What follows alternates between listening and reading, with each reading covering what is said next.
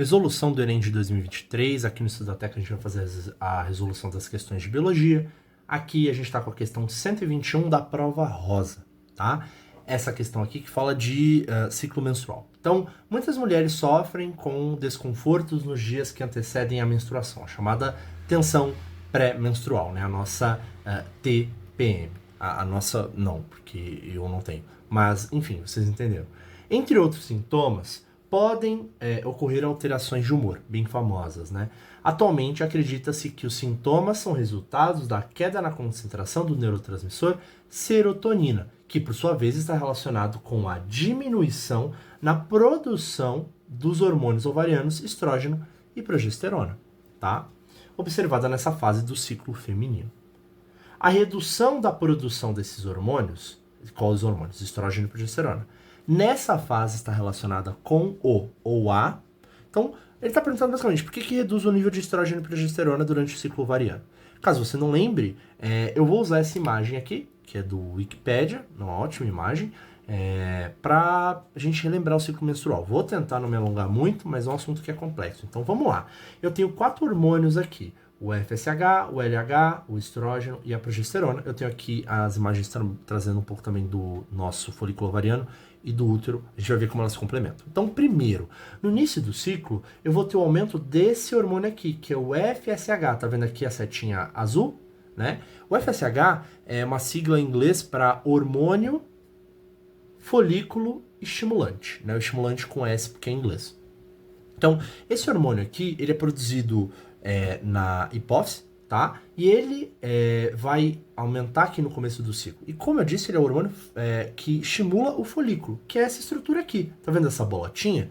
Esse é o folículo ovariano. Ele é liberado pelo ovário, né, das mulheres. Então aqui, ó, a seta tá até mostrando, né? Que eu tenho aqui o ovário. Esse folículo vai ter dentro dele o óvulo. Você tá vendo aqui que mais pra frente esse óvulo vai ser liberado, mas por enquanto tem em mente que o folículo ele é essa substância liberada pelo ovário no início do ciclo ovariano e que dentro dele tem o nosso futuro óvulo, ou ovócito, para ser mais exato, tá?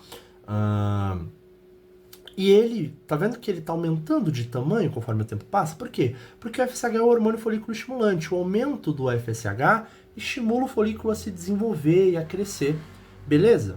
Entendido isso, a gente precisa também notar que logo depois você vai ter o aumento dessa curva cinza aqui, ó. Essa curva cinza é o estrogênio, também chamado de estradiol ou de estrógeno, tá? O estrogênio ele vai aumentar logo depois do FSH, por quê? Porque o folículo ovariano ele não só guarda o ovócito, ele também é uma glândula, ele produz estrógeno, vou chamar de estrógeno, beleza? Ele produz estrógeno, então conforme o folículo aumenta de tamanho, ele produz mais estrógeno. Cada vez mais estrógeno.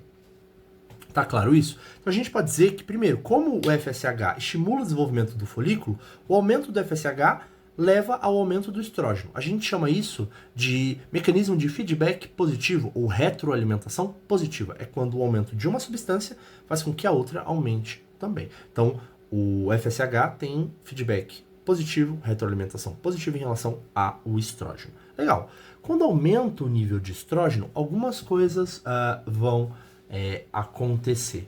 Você vai ter aqui, com o aumento do estrógeno, a redução do FSH, tá vendo? Isso é bem interessante. Eu acabei de explicar a retroalimentação positiva, mas existe a retroalimentação negativa, que é quando o aumento de uma substância reduz a outra. Então, o aumento do do estrógeno reduz o FSH. Então, o FSH aumenta e aí aumenta o estrógeno. Só que o aumento do estrógeno reduz o FSH.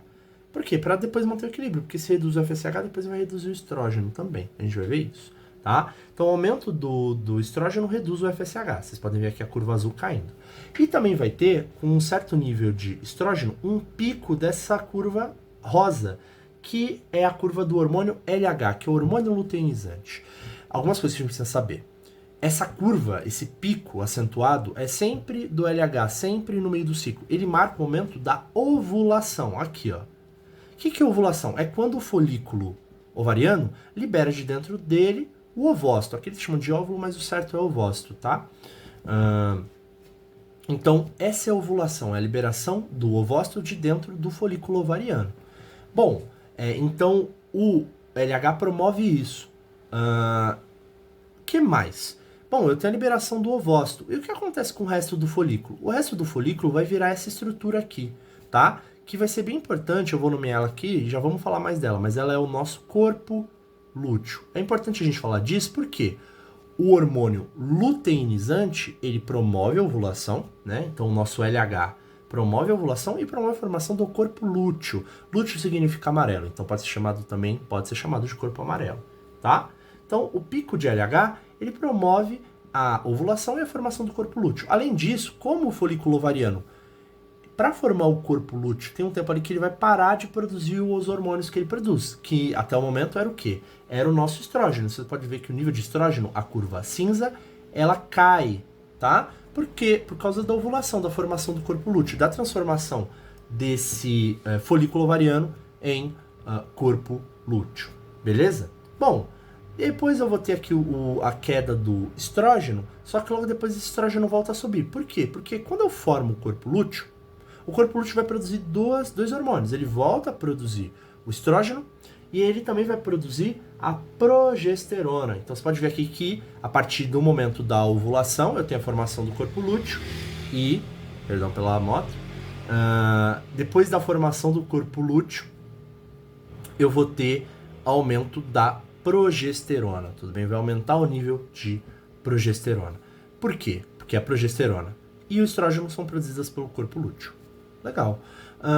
Algumas coisas a se acrescentar. Primeiro, tanto o estrógeno quanto a progesterona, eles têm um mecanismo de feedback negativo em relação ao LH e o FSH. Então você vê que o FSH ele volta a subir aqui por um momento, por quê? Porque reduziu o estrógeno, volta a subir o FSH. Só que o FSH volta a cair porque volta a subir depois o estrógeno. E o LH não vai subir mais porque a progesterona e o estrógeno têm esse mecanismo de feedback em relação aos outros dois. Então, mantém-se o nível de FSH e LH baixos, porque o nível de estrógeno e de progesterona está alto, porque o estrógeno e a progesterona são produzidos pelo corpo lúteo. E qual que é a função do estrógeno e da progesterona? Vocês podem ver aqui embaixo que eu tenho aqui o útero, né, feminino. Então aqui você tem dessa imagem para essa, o destaque para essa região rosa. Que região é essa? É o endométrio. Endo, de dentro, né? Então é a parede interna do útero. Esse endométrio, ele está crescendo de uma imagem para outra. Porque o estrógeno e a progesterona, eles vão permitir o crescimento desse endométrio. Para ser mais exato, o estrógeno vai fazer o espessamento, o crescimento do endométrio. E a progesterona vai ajudar a manter esse endométrio robusto. Por quê? Porque o objetivo aqui do organismo durante o ciclo ovariano é preparar a mulher para uma eventual gravidez, certo? E quando essa gravidez ocorrer, você vai ter a implantação do zigoto, né, do feto, no endométrio. Vai ser formada ali a placenta a partir da junção do zigoto com o endométrio. Então eu preciso que esse endométrio esteja bem robusto, bem forte para receber esse eventual feto, beleza? Então estrógeno e progesterona estão fazendo esse papel de preparar o endométrio para isso. E aí os níveis de estrógeno e progesterona estão bem altos nessa segunda metade do ciclo, mas eles começam a cair. Por quê? Porque o corpo lúteo produz eles. E o corpo lúteo, vocês podem ver que ele está diminuindo, porque o corpo lúteo foi formado a partir do pico do LH. Quando o LH diminui, o corpo lúteo vai se degradando, vai regredindo até formar o corpo albicans, né? Albicans. Albicans significa branco, então às vezes é chamado de corpo branco. O corpo branco, ele é o corpo lúteo não funcional, ele não produz estrógeno e progesterona. Então os níveis de estrógeno e progesterona caem.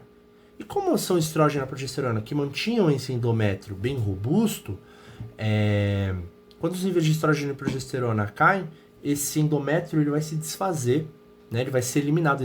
Tudo o que ele cresceu, ele vai perder. E isso que ele perde é eliminado na forma de menstruação, né? Do sangue que é liberado. O sangue menstrual é liberado. Vocês podem ver aqui, né? Depois que diminui, os níveis de estrógeno e progesterona estão baixos aqui no início do ciclo. E aí você tem a menstruação ocorrendo. Beleza? Esse é o ciclo. Voltando lá, ele está perguntando por que os níveis desses hormônios, do estrógeno e de progesterona, por que eles são reduzidos? Por que a redução, né? Então, será que essa redução ocorre porque a regressão do corpo lúteo ovariano Justamente, o corpo lúteo, uma vez que ele regride, né, que ele é degradado em corpo albicans, ele vai parar de produzir estrogênio e progesterona e eles vão diminuir. Nosso gabarito aqui é A, né? Não é porque você vai ter diminuição na produção de ocitocina, né?